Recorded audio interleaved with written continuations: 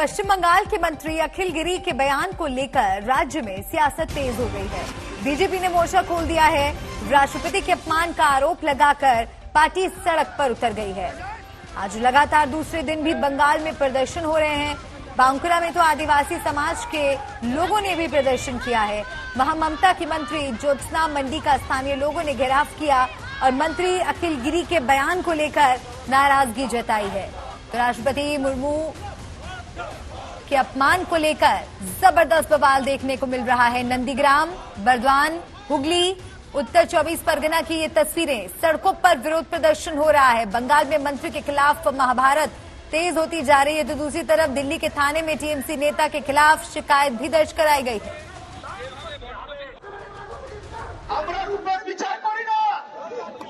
राष्ट्रपति চেয়ারকে আমরা সম্মান করি, তোমার রাষ্ট্রপতি কেমন দেখতে বাবা?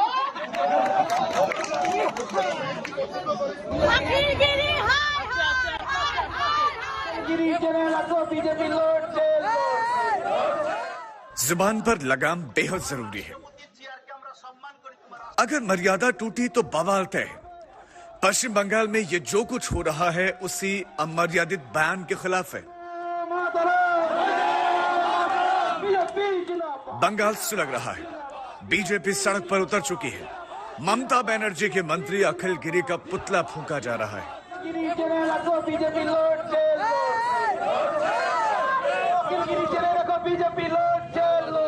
कोई बीच सड़क पर धरने पर बैठ गया है। बंगाल के अलग अलग शहरों में अखिल गिरी के खिलाफ मामले दर्ज हो रहे हैं। बीजेपी का ये गुस्सा, ये तल्ख तेवर राष्ट्रपति द्रौपदी मुर्मू पर अखिल गिरी के बयान को लेकर है। सुनिए पहले वो बयान। राष्ट्रपति চেয়ারকে আমরা সম্মান করি, তোমার রাষ্ট্রপতি কেমন দেখতে বাবা?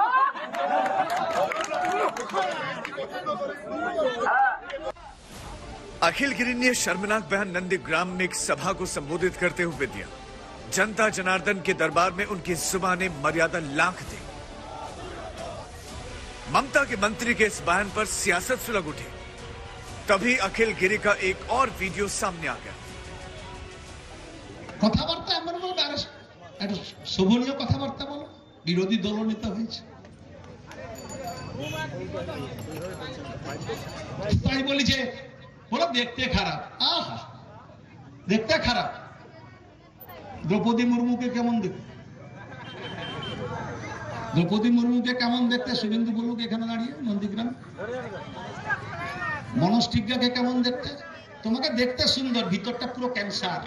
তোমাকে দেখতে সুন্দর, উপরেই জামাটা সুন্দর, আর দেখতে ভিতরটা পুরো ক্যান্সার, ক্যান্সারের মধ্যে। मंत्री की ऐसी बदजुबानी ने बीजेपी को मौका दे दिया। पार्टी अब राष्ट्रपति मुर्मू पर आपत्तिजनक बोल को महिला सम्मान से जोड़ रही है, आदिवासियों के अपमान से जोड़ रही है। देश के राष्ट्रपति पर अभद्र टिप्पणी का होना तृणमूल सरकार के संस्कारों का दर्शन है। लेकिन मैं प्रश्न ये करना चाहती हूं कि बंगाल की वो मुख्यमंत्री जो हर मुद्दे पर प्रेस के सम्मुख कोई ना कोई बयान निश्चित रूप से देती है, वो तब क्यों चुप्पी साध कर बैठी हैं जब उनके एक नेता देश की राष्ट्रपति पर इस प्रकार की आपत्तिजनक टिप्पणी करते हैं। मंत्री के विवादित बोल को लेकर दिल्ली से लेकर कोलकाता तक सियासत सुलगी हुई है। बीजेपी ने ठान लिया है कि मंत्री पर कार्रवाई होने तक आंदोलन नहीं थमेगा। लेकिन बीजेपी के ऐसे रुख को लेकर टीएमसी पलटवार कर रही है। टीएमसी मंत्री के बयान को गलत बताते हुए बीजेपी के हमलों का जवाब दे रही है। ऑनरेबल प्रेसिडेंट के बारे में जो शब्द अखिल गिरी ने कहा, पार्टी स्ट्रांगली कंडेम कर रहा है। बीजेपी ने राज्यपाल को कार्रवाई करने के लिए चिट्ठी लिख डाली है और टीएमसी ने तो किनारा ही कर लिया है। ऐसे में मंत्री की मुसीबत और बढ़ सकती है। कोलकाता से सूर्याग्नि रॉय के साथ आज तक ब्यूरो। अभी तक टीएमसी ने सिर्फ मंत्री अखिल गिरी के बयान को गलत बताया है, लेकिन बीजेपी लगातार दबाव बना रही है कि मुख्यमंत्री ममता बनर्जी तुरंत मंत्री को पद से बर्खास्त करें। अखिल गिरी के बयान के विरोध में बंगाल के साथ साथ असम, ओडिशा और दिल्ली में शिकायत भी दर्ज कराई गई है। बंगाल बीजेपी के नेताओं ने शनिवार को राज्यपाल से मुलाकात कर मंत्री पर एक्शन की मांग की। इधर दिल्ली में बीजेपी सांसद लॉकेट चैटर्जी ने आज नॉर्थ एवेन्यू थाने जाकर अखिल गिरी के खिलाफ शिकायत दर्ज कराई है और जल्द एफआईआर दर्ज करने की मांग की गई है। मैम यहाँ किस लिए पर आई थी? हम लोग आई थी यहाँ पे, हम लोग जानते हैं कि 11 नवंबर जैसे तरीके से हमारे देश का सर्वोच्च लोकप्रिय लोकतंत्र के सर्वोच्च पद पर है श्रीमती द्रौपदी मुर्मू जी को प्रेसिडेंट ऑफ इंडिया जैसे अपमान किया, एक आदिवासी महिला को अपमान किया, टीएमसी मिनिस्टर ने, नेता ने, और ममता बनर्जी अभी तक कुछ भी नहीं बोला, उनका बर्खास्त भी अभी नहीं हुआ। इसलिए पूरा देश में कोने कोने में, बंगाल में तो बहुत सारा जगह में उनके ऊपर एफआईआर हुए हैं। हम लोग दिल्ली में नॉर्थ एवेन्यू में भी इसका एफआईआर हुए हैं। हम लोग चाहते हैं कि ममता बनर्जी आके सामने आके कोई स्टेटमेंट दे, क्योंकि वो भी महिला है और बंगाल में भी बहुत सारा आदिवासी समाज का लोग रहते हैं। और अखिल गिरी जो बोले हैं, ये सिर्फ एक नहीं दो बार बोले हैं, इसको तुरंत बर्खास्त होना चाहिए और दिल्ली में आके राष्ट्रपति भवन के सामने आके उसको क्षमा मांगना चाहिए कि ये जो किया है वो देश के लिए बहुत इंसल्टिंग है। सिर्फ राष्ट्रपति जी नहीं, भारतीय संविधान को उन्होंने अपमान किया है। भारतीय संविधान मतलब इंडियन का, भारतीयों का अस्तित्व के ऊपर उन्होंने अपमान किया है। मेरे सहयोगी ऋतिक मंडल का अब हम रुख करते हैं, ज्यादा जानकारी उनसे हम लेते हैं इस खबर पर। ऋतिक, अखिल गिरी के खिलाफ बीजेपी ने मोर्चा खोल दिया है, राज्यपाल से भी शिकायत की गई है, एफआईआर भी दर्ज की गई है और अब इंतजार हो रहा है कि टीएमसी की तरफ से यानी कि मुख्यमंत्री ममता बनर्जी सामने आकर कब इस बात पर खुलकर अपनी बात रखेंगी। देखिए, अखिल गिरी के इस विवादित बयान के खिलाफ, अखिल गिरी जो ममता कैबिनेट के मंत्री है, तो उनके इस विवादित बयान के खिलाफ जैसे बीजेपी मोर्चा निकाले हुए है और ना सिर्फ बंगाल में बल्कि बंगाल के बाहर कई सारे थानों में यहाँ पर जो है आरोप दर्ज कर दिए गए हैं। उसी कड़ी में नया नाम है रैरंगपुर का, जहां से महामहिम राष्ट्रपति श्रीमती द्रौपदी मुर्मू आती है, जहां से वो विधायक रह चुकी है। वहां पर भी बाकायदा एक आरोप बंगाल के मिनिस्टर अखिल गिरी के खिलाफ दर्ज किया गया है। लेकिन इसमें सबसे अहम सवाल जिस बात की जिक्र आपने की कि क्या कोई ठोस कार्रवाई तृणमूल कांग्रेस, उनकी पार्टी उनके खिलाफ कर रही है। भले ही वो अखिल गिरी के इस बयान से को समर्थन नहीं करता, उन्हें ऑफिशियली उनकी तरफ से, पार्टी की तरफ से कह दिया गया है कि वो कतई इस तरीके के विवादित बयान को समर्थन नहीं करते। लेकिन जहां तक बात है तृणमूल कांग्रेस की, खासकर आज सुबह से जिस तरीके से हम देख रहे हैं, बीजेपी मोर्चा निकाले हुए है दिल्ली में, बंगाल में, यहां तक कि आदिवासी समाज की तरफ से बांकुरा में, बंगाल में, वहां पर रास्ता जाम किया गया। तो इस विवादित बयान को लेकर तृणमूल का कहना है, जब बीजेपी के नेता मंत्री ममता बनर्जी, जो भी महिला मुख्यमंत्री है, उनके खिलाफ इस तरीके से अभद्र भाषा का प्रयोग करते हैं, इस बात में उन्होंने प्रधानमंत्री की भी नाम ली, शुभेंदु अधिकारी के बारे में भी कहा, तब क्या कुछ बीजेपी उनके खिलाफ कोई कार्रवाई उठाते है? इस तरीके की सवाल तृणमूल की तरफ से उठाई जा रही है। ये स्पष्ट इशारा कर रहा है कुल मिलाकर इस पूरे मामले पर राजनीति तेज होती जा रही है और किसी तरह की कोई सख्त कार्रवाई की बात सामने नहीं आई है। शुक्रिया आपका जानकारी दर्शकों तक पहुंचाने के लिए। और अब बात हम दिल्ली की करते हैं। दिल्ली में एमसीडी चुनाव के करीब आते ही राजनीति तेज हो गई है। बीजेपी ने आज मनीष सिसोदिया की तस्वीर वाला पोस्टर ट्वीट कर हमला बोला है। पार्टी ने पोस्टर पर शराब घोटाले का जिक्र किया है, महाठग सुकेश चंद्रशेखर का भी नाम लिखा है और साथ ही अरविंद केजरीवाल का भी नाम लिखकर निशाना साधा है। इससे पहले बीजेपी नेता तेजिंदर सिंह बग्गा ने सुकेश चंद्रशेखर के आरोपों को लेकर एक पोस्टर दिल्ली में लगाया था। तो मतदान से पहले पोस्टर वॉर शुरू हो गया है और आम आदमी पार्टी भी पीछे नहीं है पलटवार करने में। तो इस पोस्टर का जवाब आम आदमी पार्टी की तरफ से भी दिया गया है और लगातार बदजुबानी हो रही है और पोस्टर के जरिए भी एक दूसरे पर हमला हो रहा है। अब एमसीडी चुनाव का काउंटडाउन शुरू हो गया है, जिसको लेकर दिल्ली में हलचल तेज है और तमाम पार्टियां अपने उम्मीदवारों को भी मैदान में उतार चुकी हैं और कुछ ही वक्त बचा है दिल्ली में एमसीडी चुनाव होने हैं और उसके पहले सियासत किस कदर तेज हो गई है इन पोस्टर्स के जरिए आप समझ सकते हैं। देखिए किस तरह से केजरीवाल मसाज सेंटर का ये एक पोस्टर है जो तिहाड़ जेल के बाहर लगवाया गया था और अब एक और पोस्टर के जरिए बीजेपी ने आम आदमी पार्टी पर वार किया है।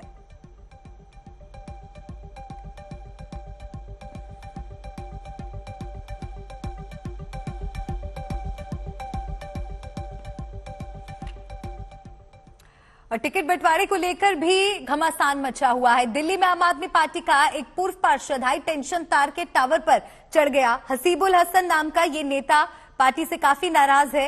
हसीबुल हसन का आरोप है कि पार्टी ने उनके पेपर रखवा लिए लेकिन टिकट नहीं दिया। पूर्व पार्षद ने पेपर वापस न मिलने पर आत्महत्या की धमकी दी है। तो टिकट न मिलने पर हसीबुल हसन नाराज हैं और किस तरह से अपनी नाराजगी जाहिर कर रहे हैं इन तस्वीरों को देखकर आप समझ सकते हैं। आपके पूर्व पार्षद हैं और उनका हाई वोल्टेज ड्रामा आप देखिए। दरअसल इनको चुनाव में टिकट नहीं मिला, टिकट कट जाने से आहत हुए और नाराजगी इस कदर बढ़ी कि आप देखिए किस तरह से हाई वोल्टेज ड्रामा ये कर रहे हैं। टिकट ना मिलने पर नाराज हसीबुल हसन का ये हाई वोल्टेज ड्रामा टिकट के लिए दिल्ली में एमसीडी चुनाव को लेकर से पहले बवाल मचता हुआ दिख रहा है। आम आदमी पार्टी नेता ने पार्टी की नीतियों पर भी सवाल उठाए हैं। तो इसके सारे के सारा जिम्मेदार आम आदमी पार्टी के दुर्गेश पाठक, आतिशी जी, ये लोग होंगे, क्योंकि मेरे पेपर, मेरे ओरिजिनल डॉक्यूमेंट्स, मेरी बैंक की पासबुक इन लोगों ने सब जमा कर ली है।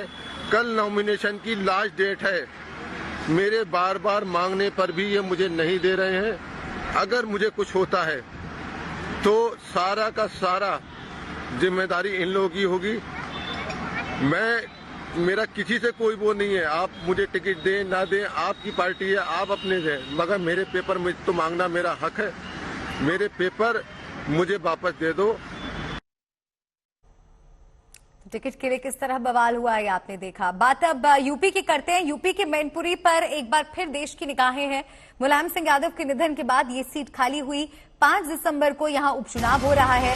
समाजवादी पार्टी से मुलायम सिंह की बहू और अखिलेश यादव की पत्नी डिंपल यादव के खिलाफ बीजेपी किसी शक्य उम्मीदवार पर दांव लगा सकती है। इस बीच डिंपल यादव कल नामांकन करेंगी, इसका ऐलान भी हो गया है। तो समाजवादी पार्टी से लेकर भारतीय जनता पार्टी पर मैनपुरी सीट को लेकर मंथन तेज हो रहा है। कल सफाई में जुटेगा पूरा मुलायम परिवार और डिंपल यादव यहां से प्रत्याशी होंगी नामांकन के लिए। वे वहां पहुंचेंगी। डिंपल के खिलाफ बीजेपी उम्मीदवार हालांकि अभी तक तय नहीं हुआ है। शक्य उम्मीदवार को उतार सकती है बीजेपी। यूपी में बीजेपी और समाजवादी पार्टी के बीच नाक की लड़ाई बन गई। मैनपुरी सीट पर सियासी हलचल तेज हो गई है। एसपी पहले ही घर की अंदरूनी कलह को थामने के लिए डिंपल यादव को उम्मीदवार बना चुकी है, क्योंकि एक से ज्यादा दावेदार थे। एसपी डिंपल का नामांकन जोर शोर से कराने की तैयारी में। नहीं, हम ऐसा भी नहीं बात करेंगे। मेरे नॉमिनेशन बता दीजिए, कब करेंगे नॉमिनेशन? एक बात पूर्व सांसद और अखिलेश के भतीजे तेज प्रताप यादव मैनपुरी पहुंच चुके हैं। तेज प्रताप एसपी की जीत का दम भी भर रहे हैं। लोगों के मन में जो आदत और सम्मान के प्रति था, जो लगाव था, यहाँ तक कि मैं समझता हूँ जो दूसरी पार्टी का वोटर है वो भी इस बात को कहता है कि मैनपुरी की पहचान अगर किसी से थी, नेताजी से थी। वो भी अपने आप को गौरवान्वित महसूस करता था जब बाहर जाके बताता था कि मैं मैनपुरी से आया हूँ। तो तमाम ऐसी चीजें हैं जिसको लेकर हम लोग आज चुनाव में जा रहे हैं। और नेताजी के न रहने से जहाँ पूरे देश प्रदेश में दुख था, मैनपुरी के लोगों का ज्यादा दुख इस चीज से हुआ। और इस चुनाव में श्रद्धांजलि के रूप में उनको हम लोग जीत समर्पित करेंगे और पार्टी का एक नेता, कार्यकर्ता और यहाँ का आम वोटर समाजवादी पार्टी के साथ में। उधर बीजेपी में उम्मीदवार के नाम पर कोर कमेटी ने मंथन किया। 3 सीटों के लिए पैनल पर मुहर भी लगा दी गई।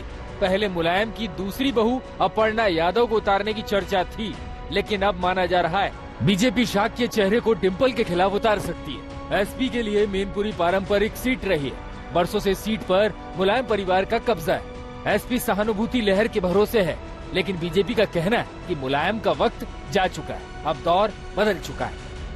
आज की जो सपा है वो मुलायम सिंह जी वाली सपा नहीं है। मुलायम सिंह जी वाली सपा थी वो उस समय के लोग, उस समय के वरिष्ठ लोग, संस्थापक लोग, अनुभवी लोग सब किनारा कर चुके हैं या निकाल दिए गए हैं या घर बैठ गए। जो लोग सपा के थे वो किसी को उतार दें, परिवार का कोई उतर जाए, परिवार का ही लड़ता रहा है, परिवार का उतरता है, वही चाहे सहानुभूति हो न हो, उतने जो उनके डेडिकेटेड वोट है वही उनसे बढ़ा है। उसके अलावा अतिरिक्त रूप से कोई सहानुभूति का लाभ मिलने वाला नहीं है। जहाँ तक इस चुनाव की बात है, डिम्पल जी को टिकट दिया है, नेताजी की वो विरासत संभालेंगी और निश्चित रूप से यहाँ से वो विजयी होंगी, इसमें कोई शक की बात नहीं है।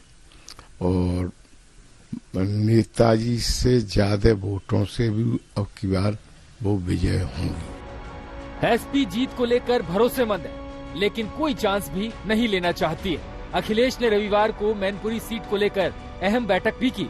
मैनपुरी सीट का नतीजा ये भी दिखाएगा कि मुलायम बाद के दौर में यूपी का सियासी मिजाज क्या है।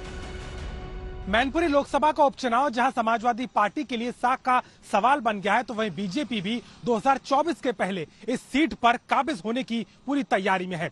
डिम्पल यादव के उतरने से अब ये सीट और महत्वपूर्ण हो गई, तो वहीं बीजेपी की तैयारी है कि कड़ा कैंडिडेट के जरिए कहीं ना कहीं चुनौती को और दोगुना किया जाए। साफ है कि सत्ता की इस लड़ाई में ना सही, लेकिन संदेश देने की कवायद में मैनपुरी सीट एक बहुत बड़ी चुनौती बनती नजर आती है। मैनपुरी से कैमरामैन रोहित कांत के साथ अभिषेक मिश्रा, आज तक।